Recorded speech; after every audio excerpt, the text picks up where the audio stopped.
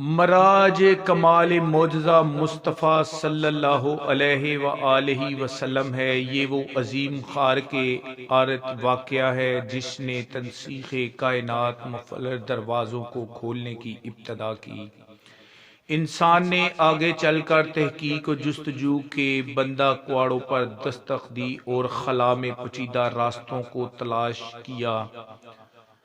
رات کے مختلف وقفے میں جب اللہ رب العزت نے حضور رحمت للعالمین صلی اللہ علیہ وآلہ وسلم کو مسجد حرام سے نہ صرف مسجد اقصی تک بلکہ جملہ سماوی کائنات کی ہے انت وسطوں کے اس پار کعبہ کو سین اون اذنی کے مقام بلند تک لے گیا، اور آپ مدتوں میں وہاں قیام کے بعد اسی قلیل مدتی زمینی ساتھ میں اس زمین پر دوبارہ جلوہ افروز ہو گئے۔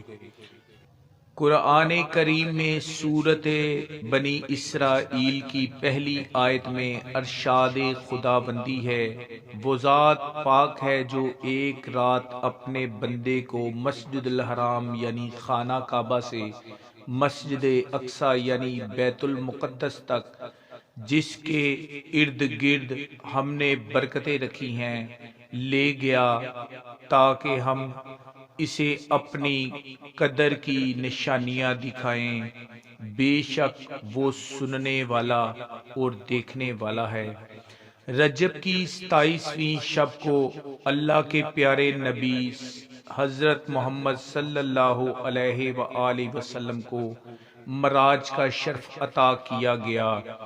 اگرچہ اس واقعہ کے ضمن میں روایات موجود ہیں، لیکن تحقیق کے مطابق یہ واقعہ ہجرت سے 3 سال قبل پیش آیا، یعنی 10ویں سال۔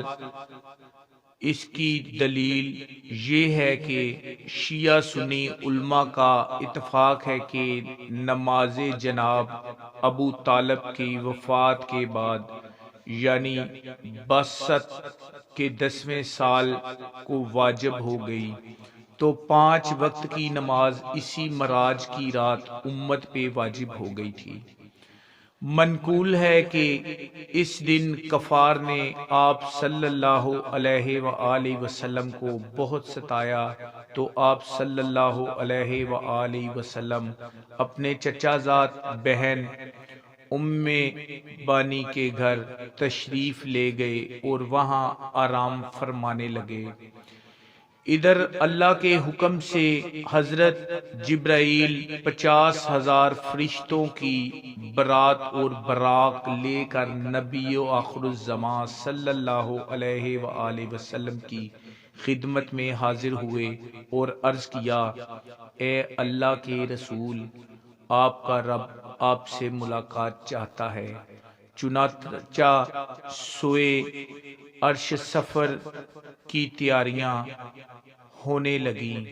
سفر معراج کا سلسلہ شروع ہونے والا تھا کہ نبی رحمت کی بارگاہ میں براق حاضر کیا گیا، جس پر حضور کو سوار ہونا تھا، مگر اللہ کے پیارے محبوب نے کچھ تو وقت فرمایا۔ جبرائیل امین نے اس پس و پیش کی وجہ دریافت کی تو آپ نے ارشاد فرمایا، مجھ پر تو اللہ رب العزت کی اس قدر نوازشات ہیں، مگر روز قیامت میں میری امت کیا ہوگا، میری امت پہ صراط سے کیسے گزرا جائے گا۔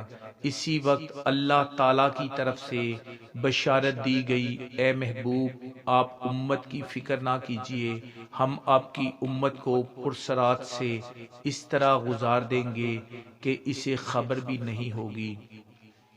اس واضح بشارت کے بعد سرکار دو عالم براق پر سوار ہو گئے۔ جبرائیل امین نے رکاب تھامی، میکائیل نے لگام پکڑی، اسرافیل نے زین سنبھالی، جس کے ساتھ ہی 50,000 فرشتوں کے سلام کی صدا سے آسمان گونج اٹھے۔ حدیث میں آیا ہے کہ براق کے تیز رفتاری کا یہ عالم تھا کہ جہاں تک نظر کی حد تھی وہاں وہ قدم رکھتا تھا۔ براق کا سفر اس قدر تیزی کے ساتھ ہوا جس تک انسان کی عقل پہنچ ہی نہیں سکتی۔ ایسا لگتا تھا کہ ہر طرف موسم بہار آ گیا، چاروں طرف نور ہی نور پھیلتا چلا گیا۔ اس سفر کے دوران آپ صلی اللہ علیہ وآلہ وسلم مکہ سے مسجد اقصی گئے اور وہاں تمام انبیاء اکرام کی نماز کی امامت فرمائی۔ پھر آپ صلی اللہ علیہ وآلہ وسلم آسمانوں میں اللہ تعالیٰ سے ملاقات کرنے تشریف لے گئے۔ وہاں اللہ تعالیٰ نے آپ صلی اللہ علیہ وآلہ وسلم کو جنت اور دوزخ دکھایا۔ وہاں آپ کی ملاقات مختلف انبیاء اکرام سے بھی ہوئی۔ اسی سفر میں نماز بھی فرض ہوئی۔ معراج جسمانی اور روحانی ایک اخلاقی مسئلہ رہا ہے، مگر حدیثوں میں صحیح اور تفاسیر مبرہ اس بات کی نشاندہی کرتی ہے کہ معراج جسمانی تھی اور خدا کے رسول نے فرش سے عرش تک بلکہ قاب قوسین اور ادنی تک کی منزل اپنے اس جسم نازنین خاکی کے ساتھ طے کی تھی۔ مادہ اور مجدد ارتباط کیسے ہوا، یہ ایک فلسفہ بحث ہے جس کا فلسفہ میں حل ہونا چاہیے۔